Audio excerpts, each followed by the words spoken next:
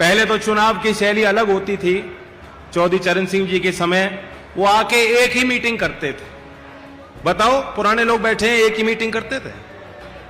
वो मीटिंग होती थी, उसमें फैसला हो जाता। लेकिन हर चुनाव में बड़ौत की सभा ने एक निर्णायक फैसला लेने के लिए हमें ताकत दी है और ऊर्जा दी है।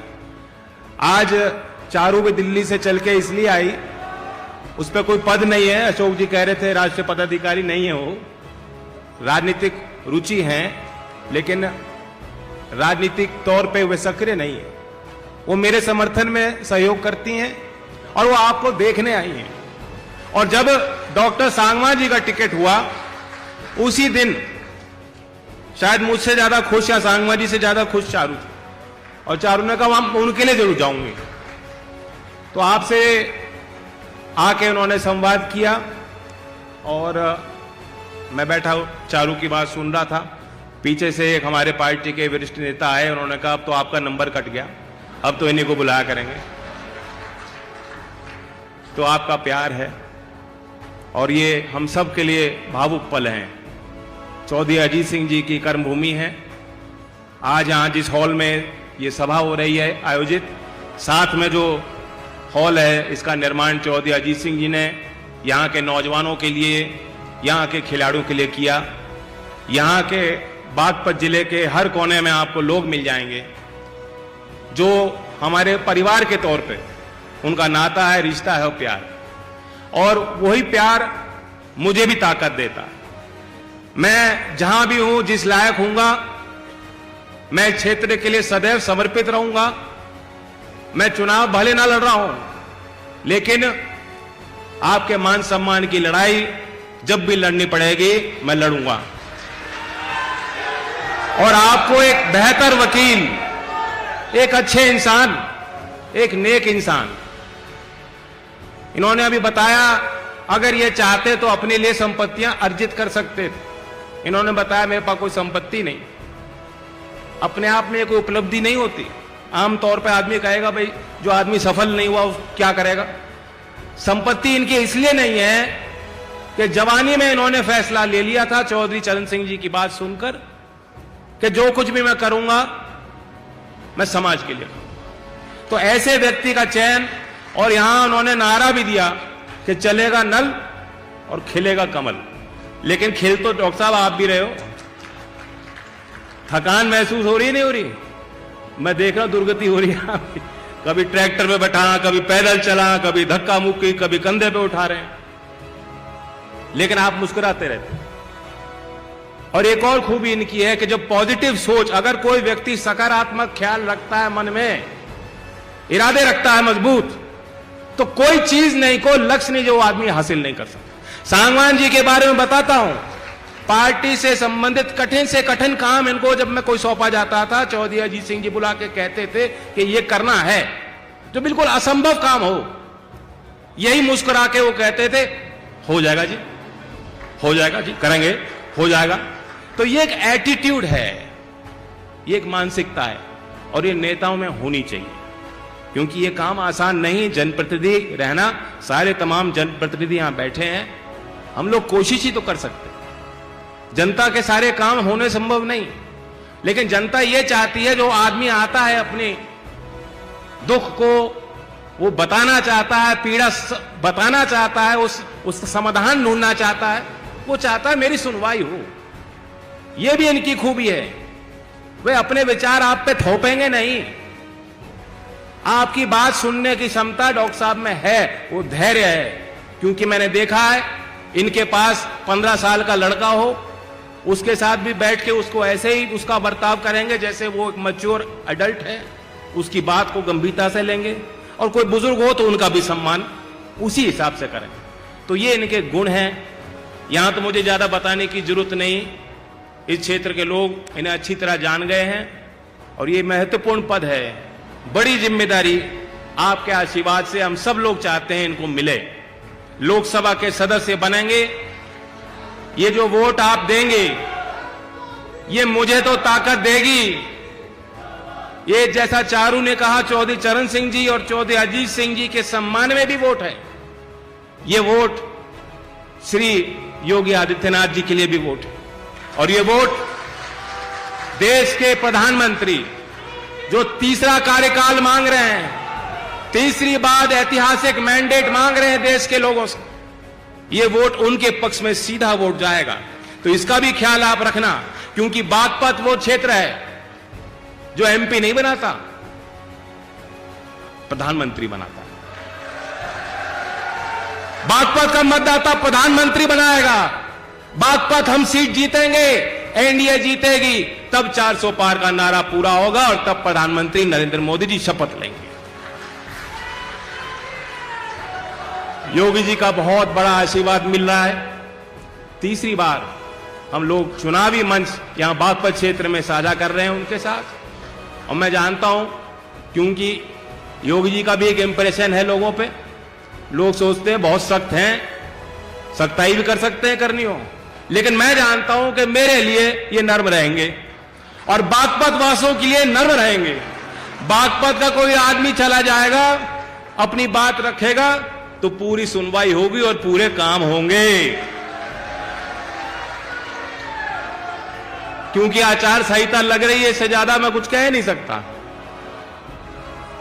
और मैं जानता हूं बागपत वाले वैसे भी होशियार हैं, अपने काम कराने में अव्वल नंबर 1, पीछे नहीं किसी से, मेरी भी जरूरत नहीं पड़ेगी, सीधा ही काम हो जाएंगे आप। तो आपके चेहरे पे रौनक बनी रहे। और मैं गंभीरता की बात आपको करना चाहता हूं, मैं कोई भाषण नहीं दे रहा। आज आकर्षण के केंद्र बिंदु योगी जी हैं, उनको भी सुनूंगा। सीधी मेरी आपसे अपील है, क्योंकि हमने पहले चरण को देखा है, आपने भी महसूस किया हो मतदान करना कितना महत्वपूर्ण है। जो गति बनी है देश की, वो गति ना टूट पाए। और हमारा मुकाबला भी आप देखेंगे किन से है। मुकाबला तो दो में ही है, एक इंडिया है, एक एनडीए। इंडिया नाम तो अच्छा है, काम कुछ नहीं है। जैसे केले के ऊपर बंदर लड़े, उसी ढाल लड़ेंगे बाद में आपस में। अभी लड़ लिए, प्रधानमंत्री का कोई दावेदार नहीं है। हमारे पास तो एक अच्छा चेहरा है जिसके काम को लोगों ने देख लिया, पहचान लिया। इनके पास कौन प्रत्याशी मैं नहीं जानता। योगी जी आप जानते हो कौन है इंडिया का प्रत्याशी, कौन है प्रधानमंत्री का? नहीं जानते, योगी जी भी नहीं जानते, कोई नहीं जानता। तो बाद में लड़ेंगे, अभी लड़ रहे हैं और कोई एजेंडा नहीं है। सामाजिक सुरक्षा की बात कर रहे हैं, न्याय की बात कर रहे हैं, लेकिन जमीन पे आपने देखा पिछले 5-10 वर्षों में जो काम हुए, करोड़ों लोगों के घर में शौचालय बने, करोड़ों गरीब लोगों के मकान बने, करोड़ों आपके घरों का विद्युतीकरण हुआ, करोड़ों किसानों को सीधा सम्मान निधि मिली, और मान सम्मान की बात जो है, देश की आदमी को, देश के गरीब व्यक्ति को कभी झुकना ना पड़े, उसके मान सम्मान का ख्याल भी सरकार रखती है। तो दूसरी तरफ जो नेता वो कह रहे मुझे मौका दे दो, टकाटक झटाझट गरीबी खत्म कर दूंगा। कोई फॉर्मूला नहीं है, कोई नीति नहीं है। अमीर और गरीब के बीच में जो अंतर है ये कम होना चाहिए। ये विकसित भारत के सपने का हिस्सा है। विकसित भारत अगर हमें लक्ष्य पूरा करना है तो महत्वपूर्ण कड़ी है। लेकिन चौधरी चरण सिंह जी ने रास्ता दिखाया था। वो कहते थे किसान को आगे करो, गांव को देश के विकास का बुनियाद बनाओ, क्योंकि ग्रामीण अर्थव्यवस्था देश में है। और कमेरे का सम्मान करो, मजदूर का सम्मान करो, श्रमिक का सम्मान करो। किसान मजदूर एक इकाई के तौर पे काम करें, अपने संगठन पे ख्याल करें और कुटीर उद्योग लगाओ। खुशी होती है कि आज उत्तर प्रदेश में आखिरकार जो उत्तर प्रदेश की संभावनाएं हैं, यहां के लोगों की मेहनत रंग ला रही है। और आज देश के सभी राज्यों में चाहे स्टार्टअप की योजना हो, छोटे छोटे इकाई, छोटे छोटे उद्योग, छोटे छोटे उद्यम, हमारा उत्तर प्रदेश आज देश के पहले 3 राज्यों में गिनती हासिल कर रहा है कुटीर उद्योग में और स्टार्टअप इकोसिस्टम में। यही नौकरियां पैदा होंगी। बाकी ये कह देना भी आरक्षण बढ़ा देंगे, जाति सर्वेक्षण कर लेंगे, वो उपाय है, वो उपाय नहीं है। सरकारी नौकरियां सीमित हैं, आप जानते हो। निजी क्षेत्र का बड़ा योगदान हो, और सरकारी क्षेत्र में भी, क्योंकि यहां 2 ही नौकरी हैं जो बागपत वालों को पसंद आती है, नौजवानों, जो बेल्ट की नौकरियां हैं, पुलिस में भर्ती हो जा या आर्मी, बीएसएफ, सीआरपीएफ, बताओ नौजवानों, यही तो है। आपका भी पूरा सम्मान रखा जाएगा, पूरा सम्मान रखा जा रहा है।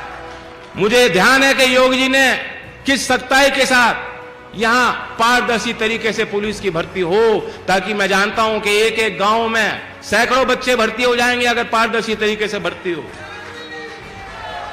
और केंद्र सरकार ने सख्त कानून भी वो बनाया कि आज के बाद कोई पेपर लीक ना हो पाए। जो एक माफिया है, और वो माफिया उत्तर प्रदेश में ही नहीं सभी कई राज्यों में हावी है, वो तंत्र का हिस्सा भी है।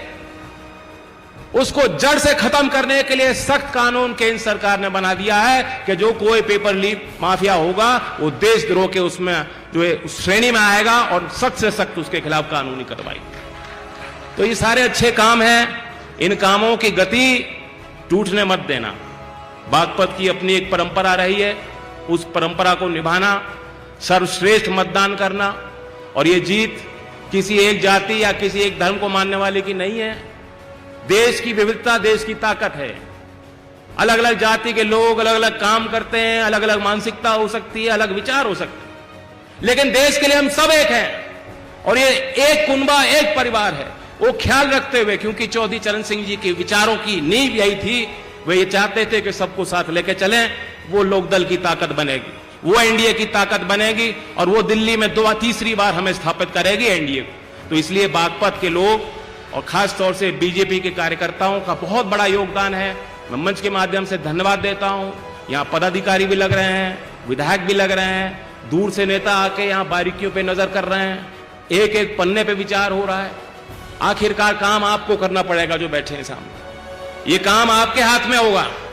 तो ऐसा बटन दबाना, चल जाए नल और खिल जाए कमल। अब की बार धन्यवाद। जय